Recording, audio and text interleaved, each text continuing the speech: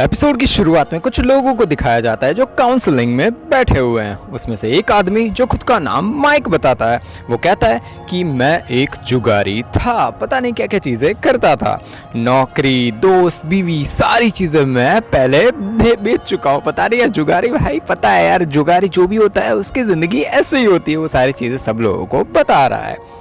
Mic की कहानी शुरू होती है, 1 साल पहले की चीज़ें बताई जाती है, सारा टाइम दिखाया जाता है। वो एक शॉप में हथौड़ी लेने गया हुआ है, हथौड़ी आप समझ रहे हो ना, हैमर, वो लेने गया हुआ है। दूसरा एक आदमी वहीं पे होता है, उसको वो धमका के बोल रहा है कि पैसे दे दे या फिर चीज़ें बता दे, पता नहीं कुछ कर रहा है, पता नहीं धमकाने वाला आदमी है कौन है, कुछ भी नहीं पता हमें। वो आदमी माइक के हाथ से भाग जाता है वहाँ से, और भाई थोड़ी ही दूर जाके उसके पैर टूट जाते हैं। मतलब हमारा माइक पता नहीं कुछ अलग ही लेवल का आदमी है। माइक बार में एक लेडी को उसकी रिंग वापस देने पहुंच चुका है। वो माइक की बीवी ही है भाई, उसकी रिंग वापस करने आया है। माइक दूसरा मौका मांगता है उससे, और उसकी वाइफ गुस्सा हो जाती है कि तुम नहीं सुधरोगे, मैं तुम्हारे पास वापस नहीं आने वाली।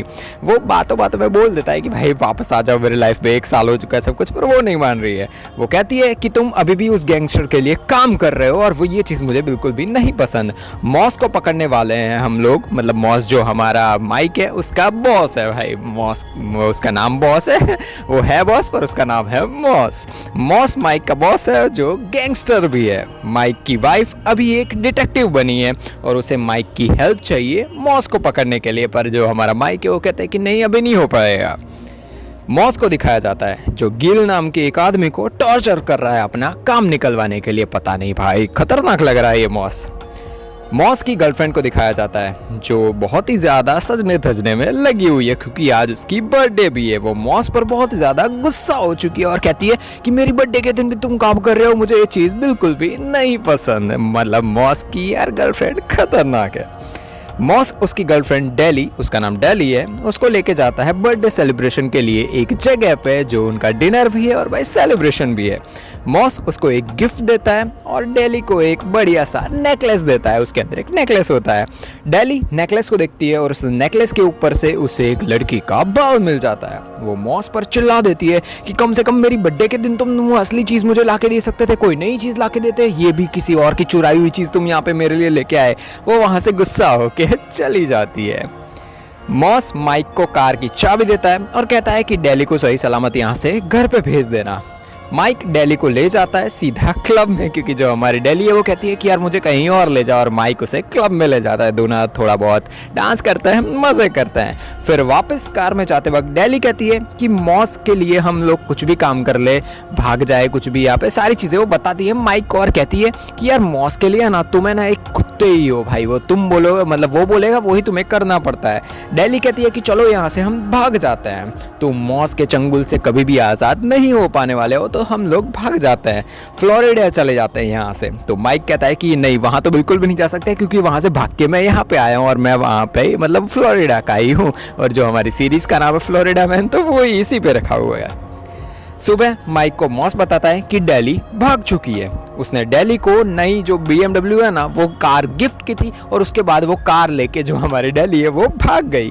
फ्लोरिडा के कोरोनाडो बीच पे एक चालान कटा है, तो वहाँ पे वो गई हुई है, तो वहाँ से हमें ये चीज़ पता चल गई है।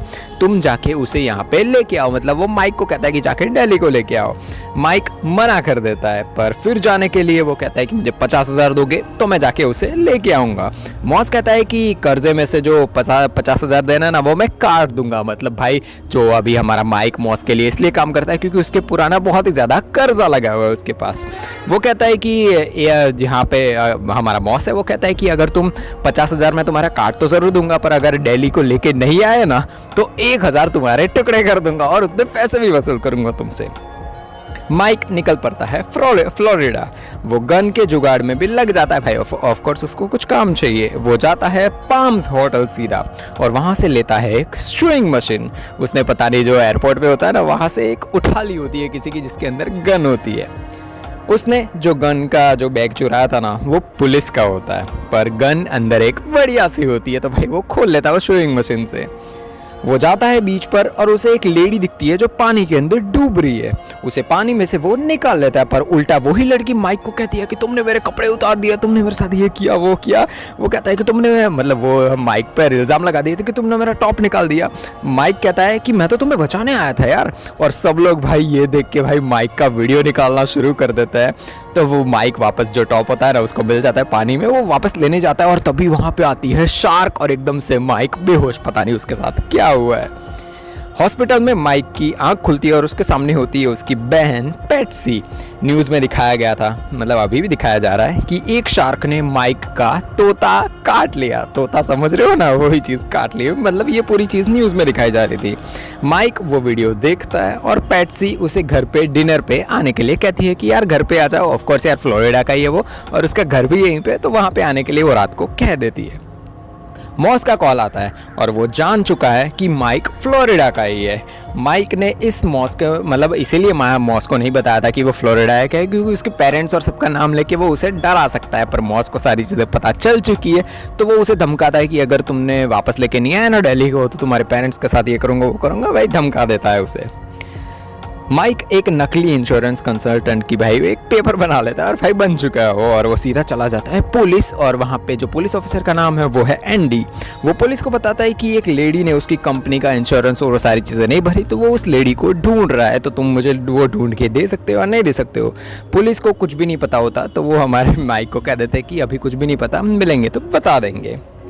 माइक अपनी फैमिली के साथ बढ़िया सा डिनर करता है, वही सबकी फैमिली में जहाँ सारी चीज़ें होती है वही इसके साथ भी चल रही है। माइक का पूरा नाम है माइकल। पेट्सी कहती है कि जिस लड़की को ढूंढ रहे हो ना वो अगर क्रिमिनल टाइप की है, तो तुम्हें पता है कि हमारे डैड भी वैसे ही है, तो भाई सारी चीज़ें वो पता करके तुम्हें बता सकते हैं। माइक पहुंच जाता है उसके डैड के पास। दोनों के बीच में थोड़ी तू मैं हो जाती है। ऑफकोर्स उनके पास्ट में थोड़ी बहुत झगड़ा हो चुका हो सकता है। माइक दिल्ली को ढूंढने के बारे में पूछता है और देता है, इन्फॉर्मेशन दे देता है उसके डैड को कि भाई ये अगर आपको मिले। उसके डैड का नाम है सोनी बोल सकते हो आप उन्हें। तो उनको सारी इन्फॉर्मेशन दे देता है कि भाई मिल जाए तो बता देना और सारी चीज़ें। जिस ऑफिसर की गन ले गया था ना माइक, उसको दिखाया जाता है जो बच्चों को लेकर यहाँ पे पिकनिक या फिर किसी चीज़ में आया है। वो थोड़ा बहुत कंफ्यूज है कि भाई मेरी गन कहाँ चली गई। माइक परेशान हो गया है दिल्ली को ढूंढते ढूंढते। उसे कॉल आता है प्रोफेसर जो हमारे ऑफिसर थे एंडी उनका, जो माइक को बताते हैं कि BMW कार वाली जो लड़की थी ना उसका कार मिल चुकी है। पर उसमें माइक का जो इंश्योरेंस वाला झूठ होता है ना वो पकड़ा जाता है और एक चिट्ठी में थोड़ा बहुत वो एड्रेस और सारी चीज़ें बताई गई है, जो हमारे माइक को मिल चुका है एड्रेस कि भाई कहाँ पे कार है और सारी चीज़ें। माइक कहता है कि वो लड़की को सेफली ढूंढ लेगा, उसको कुछ भी नहीं होने देगा, और वो वहाँ से निकल जाता है। कार दिल्ली ने डायरेक्ट बेच दी होती है। माइक को कुछ काम ना मतलब ढूंढते ढूंढते काम की कोई चीज़ उसको कार में मिल ही जाती है। वो सर्च करता है सारी चीज़ें, तभी कॉल आता है आयरिस यानी उसकी जो एक्स वाइफ है उसका। वो बताती है कि गिल फ्रैंको नाम का आदमी उसकी जो बॉडी है ना उसका टुकड़े टुकड़े होके एक गटर और सारी चीज़ों में से मिले हुए हैं, जिसको वो टॉर्चर कर रहा था ना हमारा मॉस एपिसोड की शुरुआत में, उसी की बॉडी मिल चुकी है जो हमारी आयरिस है उसको। माइक एक स्टोर से कुछ काम की चीज़ें खरीदता है, तभी वहाँ पे उसे एक आदमी गैम्बलिंग करने के लिए पेपर देता है। और भाई ऑफ कोर्स उसने गैम्बलिंग तो छोड़ ही दी है हमारे माइक ने। उसे बाहर दिखती है दिल्ली और वो उसके पीछे पीछे चला जाता है और उसको सारी उसकी पुरानी चीज़ें याद आनी शुरू हो जाती है। माइक सीधा कॉल लगाता है मॉस को और कहता है कि मैंने कहा था ना मैं गिल के पैसे निकलवाऊंगा और तुम उसे छोड़ दोगे, तो उसे तुमने मार क्यों दिया। पर मॉस तुरंत बहाना मार देता है कि नहीं मैंने उसको किसी को नहीं मारा और सारी चीज़ें। और भाई हमारा जो माइक है वो भी धमका देता है कि आज के बाद अगर मेरे पेरेंट्स के नाम पे कुछ बोला ना तो सबको बता दूंगा, तुम तो गए भाई जो इसको मारा और सारी चीज़ें, वो ये बता देता है, उसे धमका देता है मॉस को। दिल्ली बाहर आती है किसी और आदमी के साथ, उनकी कार का पीछा करता है माइक। पीछा करते करते वो दूर जंगल में एक कॉटेज जैसी जगह पर पहुंच चुके हैं। दिल्ली उस आदमी को लेकर उस घर में जाती है। माइक बाहर ही वेट कर रहा होता है कि पता नहीं कुछ हो या ना हो। तभी सुनाई देता है गन शॉट्स, पता नहीं किसकी मौत हो चुकी है। वो अंदर जाके देखता है तो दिल्ली का खून हो चुका है, पूरे खून हो चुकी है वो। उसके बैग में उसे एक सिक्का भी मिलता है हमारे माइक को। वही सिक्का उसको पहले भी याद आता है कि कहीं और भी उसने देख रखा है। वो दिल्ली का जो बैग है ना वो लेके वहाँ से निकल चुका है। माइक बहुत ही ज़्यादा दुखी होता है, पता नहीं उसका और दिल्ली का पहले भी कनेक्शन है, दोनों साथ में होंगे, पता नहीं। हमें जो फीचर्स दिखाए जा रहे हैं उससे तो लग ही रहा है कि भाई दोनों साथ में होंगे ही पहले। माइक के हाथों में डेली का खून लगा हुआ है। वो बहुत ही ज़्यादा दुखी है, बहुत ही ज़्यादा गुस्सा भी है। वो मॉस को कॉल करके झूठ बोल देता है कि डेली का उसे फ़ोन मिल चुका है, पर डेली उसे नहीं मिली। ऑफ कोर्स उसका तो खून हो चुका है, पर उसने मॉस को ये सारी चीज़ें नहीं बताई। पुलिस सुबह चेक करने जाती है तो बेड पर तो सारी चीज़ें एक जैसी एकदम अच्छे से पड़ी हुई है, कोई खून कुछ भी नहीं लगा हुआ। एक लेडी ने गन शॉट्स की आवाज़ सुनी होती है तो वो पुलिस को सारी चीज़ें बताती है। वो बॉडी को बताती है कि यार एम्बुलेंस को तो सुबह ही ले गए, एम्बुलेंस के अंदर बॉडी मिली नहीं मिली कुछ भी नहीं पता। उस लेडी ने एक आदमी को भागते हुए देखा था, ये सारी चीज़ें वो बता देती है। और वो स्केच बनाने के लिए बताती है पुलिस को कि भाई हाँ मेरे पास स्केच मैं बना सकती हूँ जिस आदमी को, वो किसी और की बात नहीं, हमारे माइक की बात कर रही है। माइक उसके डैड को जाकर मिलता है, पर उसके डैड को पहले ही सब कुछ पता चल चुका है। जो भी चीज़ें माइक ने रात को की थी ना, वो सारी चीज़ें उनको पता है। ऑफकोर्स वो पुलिस ऑफिसर थे सोनी, तो उनको पता है ये सारी चीज़ें। जिम्मी मॉस को बताता है कि माइक के मतलब जो है ना उसकी वजह से कलेक्शंस अभी नहीं हो रहे। भाई माइक जो मॉस का बड़ा आदमी था, जो पैसे वैसे वापस ले आता था, एक टाइम की मार्ड वाली करता था, पैसे लेके आता था वापस। जो भी भाई लोग पैसे नहीं देते सारी चीज़ें, तो हमारा माइक लेके आता था। तो उसको बताया जाता है कि भाई अभी पैसे वापस नहीं आ रहे हैं, और मॉस थोड़ा बहुत गुस्सा है अभी भी।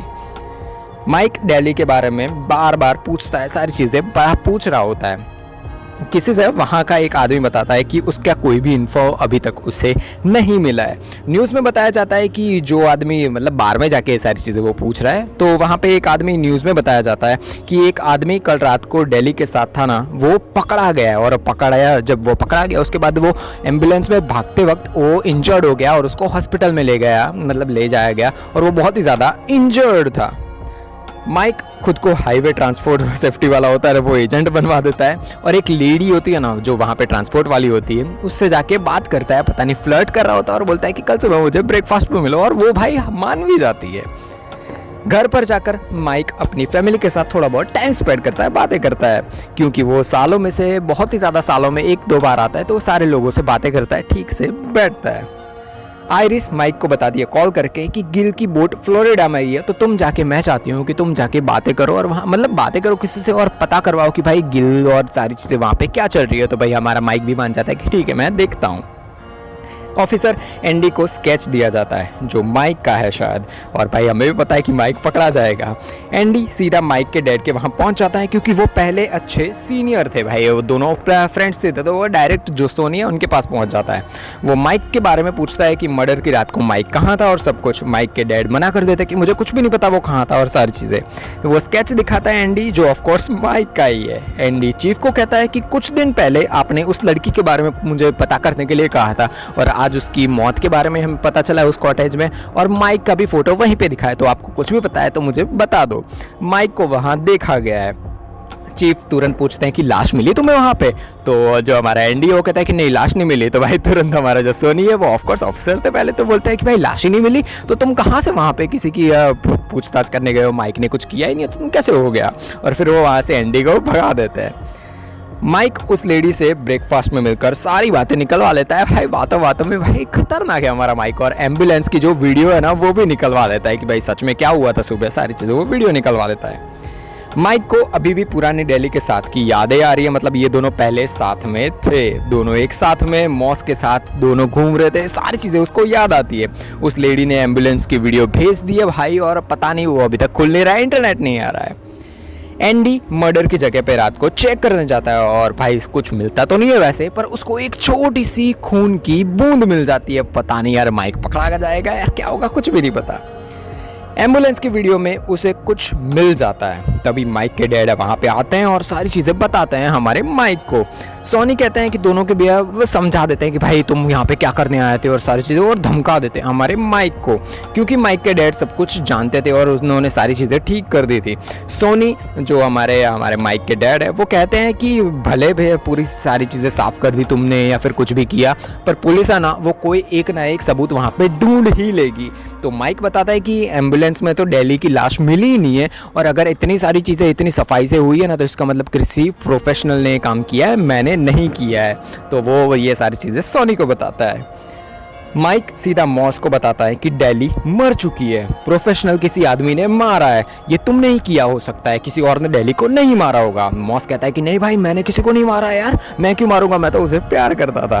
वो मतलब में वो कहता है कि भाई तुमने पहले भी उसे मार दिया था और सारी चीज़ें, पर वो सारी चीज़ें बताता है कि भाई वो तुमने गिल को भी मारा था, ऐसे ही तुमने डेली को भी मरवा दिया होगा किसी प्रोफेशनल के हाथों। तो भाई वो तो मना ही कर देता है हमारा मॉस। वो जैसे ही दरवाज़ा खोलता है, पता नहीं वो घर पे आता है और भाई उसका दरवाज़ा अभी खुला हुआ है माइक का। वो अंदर जाता है और दिखता है कि भाई डेली तो जिंदा है। पता नहीं कि प्लान होगा या क्या होगा, कुछ भी नहीं पता। ऐसा ही इवेंट होता है एपिसोड 1। एक दुनिया जिसमें खतरनाक वायरस है और सबने वो वायरस ने ज़ॉम्बी बना दिया सबको। इस सिचुएशन में आखिरी होप है एक लड़की जिसकी हेल्प से वैक्सीन बन सकती है, पूरी दुनिया बच सकती है। एक खतरनाक आदमी कैसे उस लेडी को बचा के, यानी वो बच्ची को बचा के ज़ॉम्बी की दुनिया में, आपको पता चल जाएगा। ऊपर की वीडियो में जान लो कि भाई the last of us series में क्या क्या हुआ। बढ़िया सी सीरीज है।